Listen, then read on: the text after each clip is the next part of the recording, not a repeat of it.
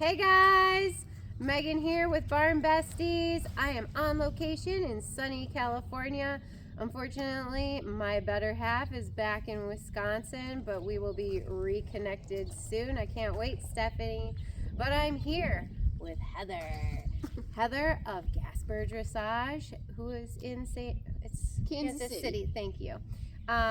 So we just spoke with her on growing up, finding the bug of horses, but now we want to talk about, you've just graduated from college. What is the next step?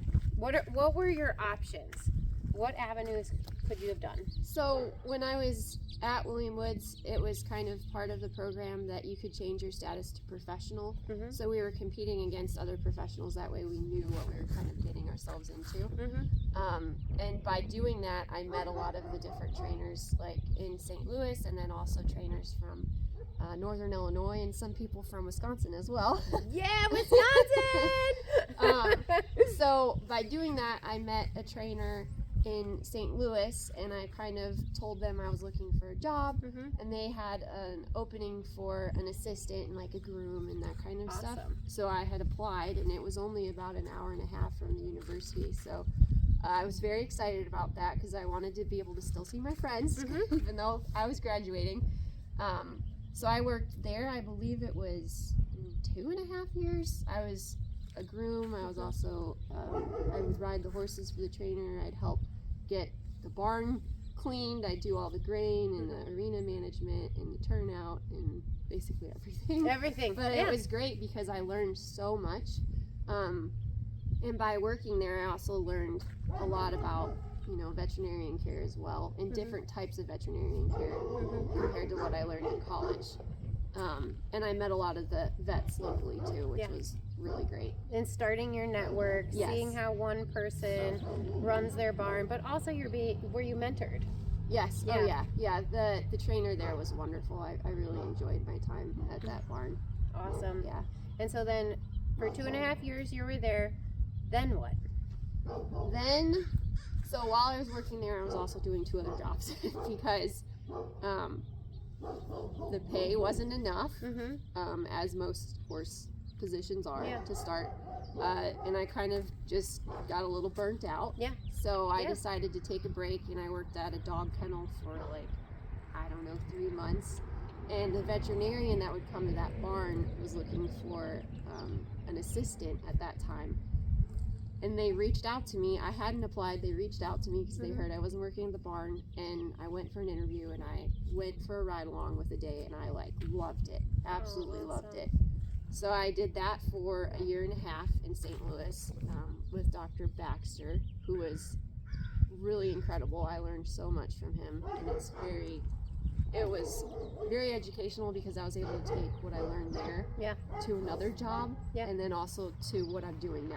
every single Exactly. day. And just to have the knowledge and to see different backgrounds, horses, emergencies, Absolutely. oh my god. Yeah. And I have begged my vet to go on a ride along, but they won't because of legality. Yeah. I want to go. I Yeah. want to see what they do and just that knowledge. It's fun. It's really long hours.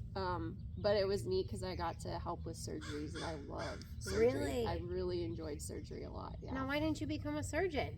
Because I didn't want to go to vet school. I still had that horse bug in the back of my mind. I knew I still wanted to do that, but it was a good, change for a little bit. Yeah. And then, what did you do after that? Then I met my husband in St. Louis. Oh, don't stay away from boys. They're bad. And he convinced me to move to Kansas City with him, so I moved to Kansas City. And I started working at Olathe Freeze Equine Hospital, which is the best in Kansas City. Yeah. And I was able to work with 4 different doctors. We would rotate trucks every month. Oh, So I got to learn how all the different doctors did things, which they were all a little bit different.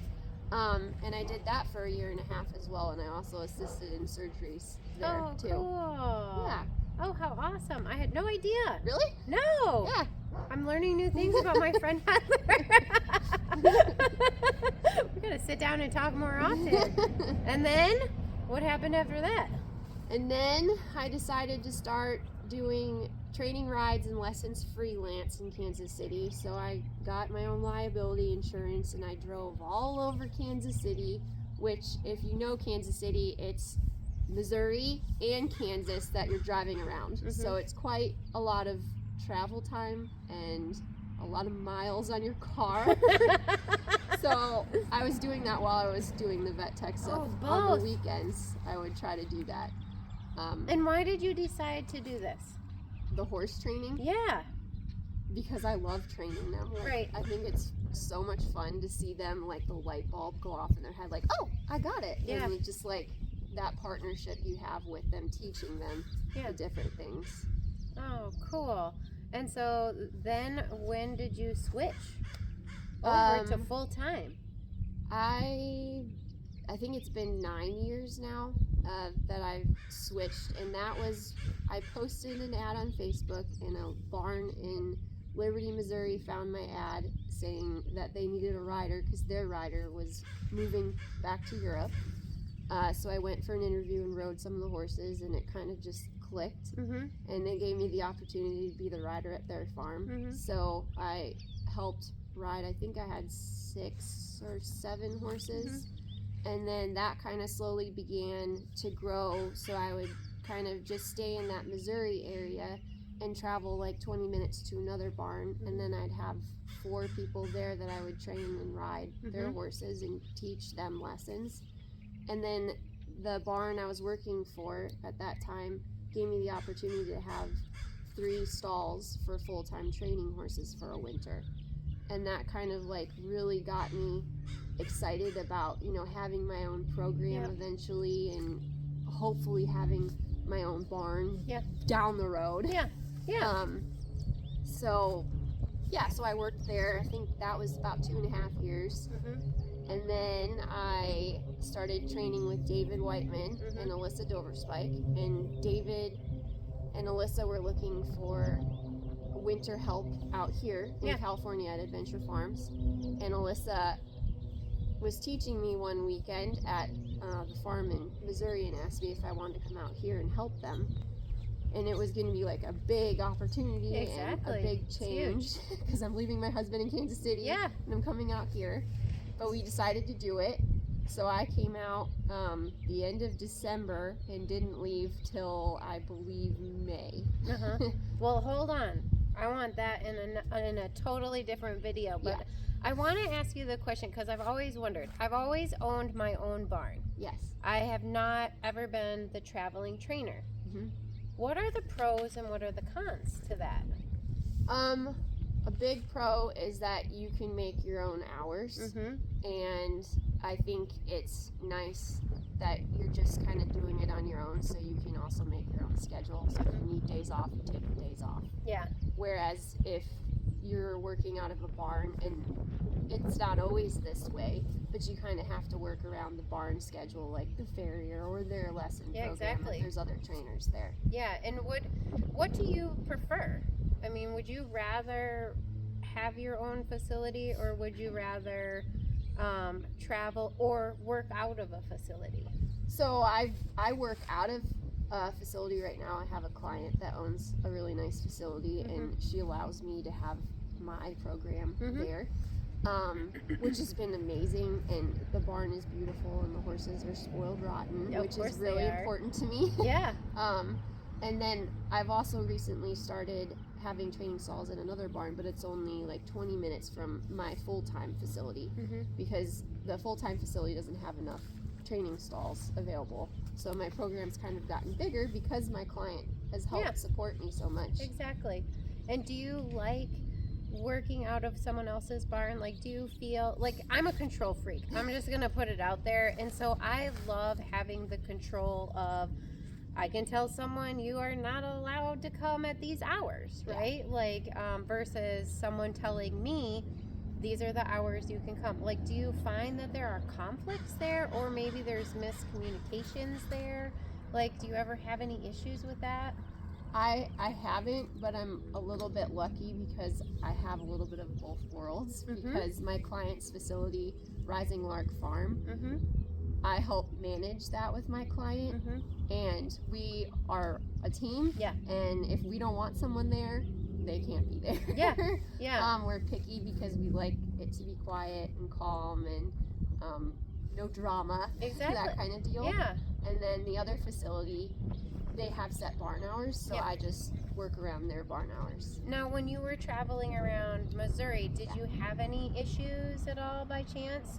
You got lucky then. I got very lucky. Okay. Everyone was super accommodating and very sweet. I think it's really important to have your own liability insurance because when you go to barns or you want to be training out of other barns or teaching, it makes the barn owners feel better, and it makes me feel better to have my own insurance as well. Exactly. So I have a little bit of a different setup, whereas I own the horses, the facility, and I have instructors come in and teach. Yeah. And I have struggled sometimes with that with some not all of them, you know, obviously, that it's they don't understand. I've always felt like they don't understand the amount of work Absolutely. that is put into owning a barn. Yeah. And just kind of like, so I wanted insight on how to better communicate, but it sounds like you guys just were the same mindset, and but you could see why I'm asking that question. Yeah, absolutely. Yeah. And what advice would you give to an instructor that's traveling into or working out of someone's barn? What advice would you give them there? I think you're going to have to be flexible, and you need to follow, you know, the barn owner's rules, but also be flexible enough that if there's another lesson happening that day, just change your lesson time or your training ride, or go to a different arena. Don't be like, it has to be at this time, it has to be in this arena. You can't do that when you're working out of other barns. Or just even be appreciative of what that barn owner is providing for you. Yes. I feel underappreciated. Yeah. Oh, yeah. As a barn owner, you know, with instructors coming in, I'm always hearing about, you know, the negative side, but never the positive side of the opportunity. And yes, both parties need to come to a compromise, and you need to be respected as coming in. Yeah. And I love hearing that you are. From my take, obviously it's not you, but I feel like there's always a struggle there that I I haven't been appreciated. Yeah. Does that well, and I does get that that make as sense? a trainer too. Yeah. And with your Missouri barns, did you find that, like, did you have a contract with them, or just like a shake of the hand, like to come in and teach? Like, was there ever a conflict of interest? Because I've also had that, but again, these are owners that are boarding, and you're coming in teaching the lesson, whereas I am teaching lessons on my own horses, and I find that instructor will actually take the client and go to another barn, right? Like, so do you ever have any, like, a written agreement for that? And I'm asking for my own personal advice, actually. Well, the barn I was mainly working out of in Missouri at that time, I was like working for them basically. Yeah. So it is actually the same, and we don't have to like specifics, but just like, is there a contract? Like, how does that work? Because I'm actually thinking about that myself. I never did a contract, but at that point my business was so small, and I had just started. I wasn't like totally sure what to do. Right. But that's definitely, now I have contracts that I have people sign, and I have agreements like with my client Sarah at Rising Lark Farm. Like, we are like, we talk all the time. We're communicating. We see each other all the time, even though I'm here. Like, I see her almost every day when I'm at home. And communication is so valuable. Yes, you would say. Yes. Yeah, absolutely. Huge. I don't think you can communicate enough, actually. No, sometimes I feel bad because my communications are like letters sometimes.